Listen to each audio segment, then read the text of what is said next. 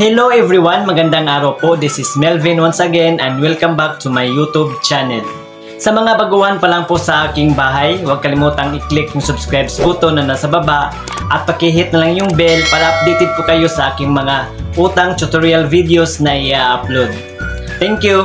Sa video pong ito guys ay ibabahagi ko po sa inyo ang aking experience sa isang cash loan app na ito. Biruin nyo guys, na-approve na kaagad ako kahit hindi ko pa in-applyan.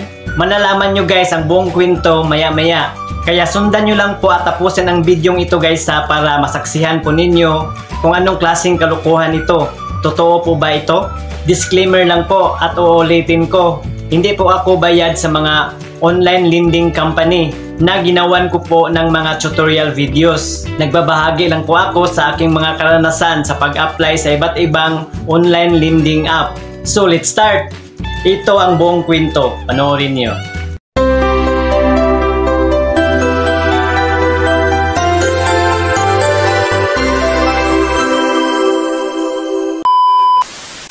So ito po ang buong kwento guys. May na-receive kasi akong text messages na nagsabing approve na daw yung application ko.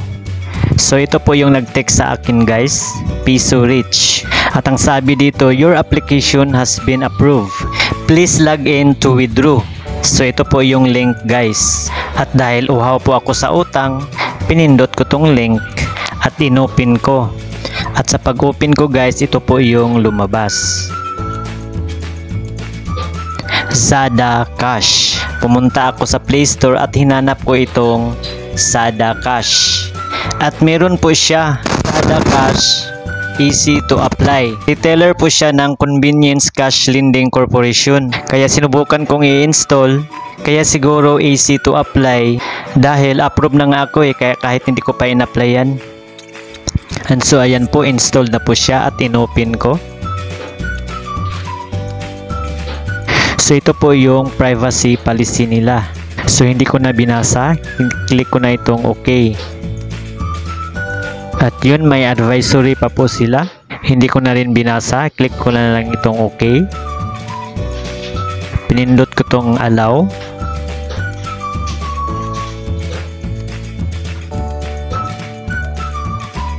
Pinindot ko naman itong allow.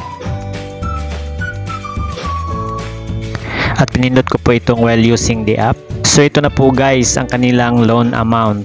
A minimum of 3,000 pesos and a maximum of 18,000 pesos. Wow, okay ah. At ang loan term nila 91 days, 121 days, 151 days, at 181 days.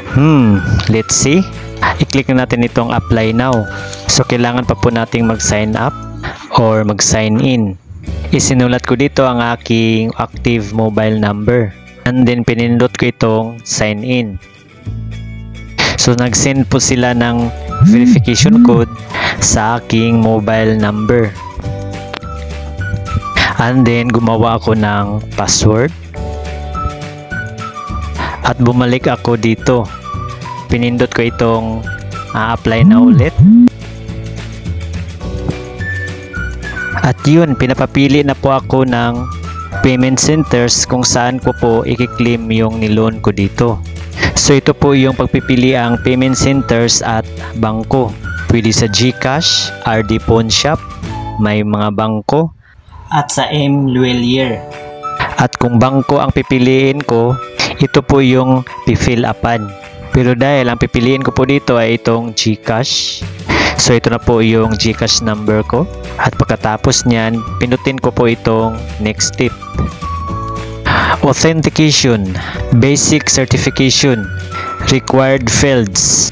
So ito po yung mga fields guys na kailangan nating fill upan. Ang una po dito ang ating basic information, related info, contact info, at identification. So magsimula po tayo dito sa ating basic information. Pindutin ko lang ito. So isasulat ko po dito ang aking legal first name. Next ang aking legal middle name. Sunod ang aking legal last name. Sunod po ay kung meron po ba tayong mga liabilities.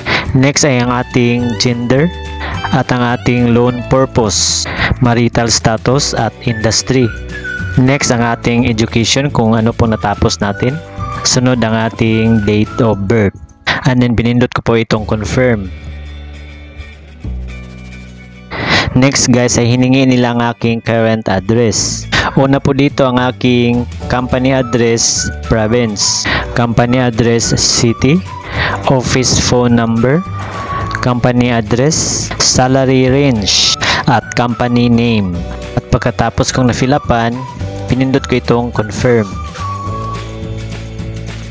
Contacts info. So ito na po yung character reference guys. So, 4 na contacts info ang hinihingi nila. At ang pinakauna nating ilagay dito ay ang ating spouse, parents, brothers, or sister. Dito naman sa pangalawa, ganun pa din, spouse, parents, brothers, or sisters. At dito sa pangatlo, kahit sino na po. At ganun din po sa pang-apat. So ayan po, tapos ko nang nafilapan. I-click ko itong confirm.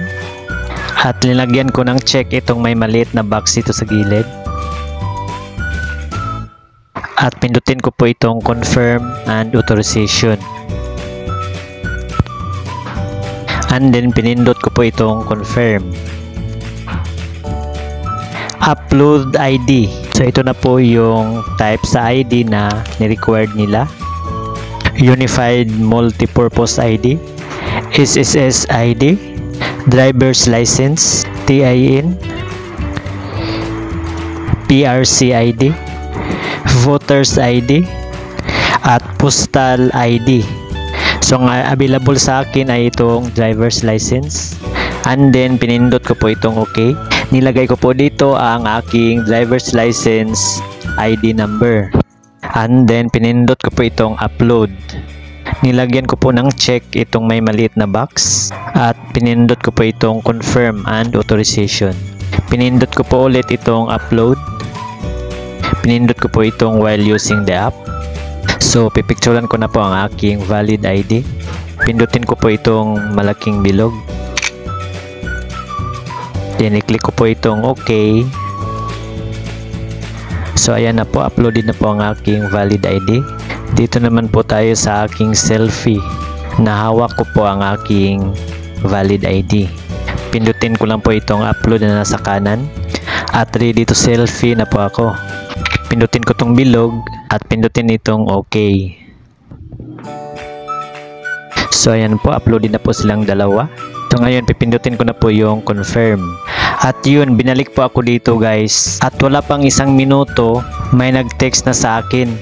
Nag-text na yung Zada Cash. At ito po yung message. There, ito po ang pangalan ko. Unfortunately, your loan application approved failed. Ibang klase din po ang cash loan na ito guys. Ito po ang klaro na panluloko. Kasi yung Piso Rich na nag-text sa akin guys, hinanap ko yun sa Play Store. Hindi na po siya ma-search guys. Yan po ang nalabas. Wala po talaga ang Piso Rich dito. May nakita po akong isang Piso Rich pero iba po ang spelling ng piso. At hindi po siya cash loan application. So mag-ingat po tayo palagi guys. At sana may natutunan po kayo guys. Salamat sa pagsubaybay. Yan po ang experience ko sa araw na to. Paki-like na lang po sa video ito guys kung nagustuhan nyo at paki-share na lang po sa iba para ma-aware din po sila.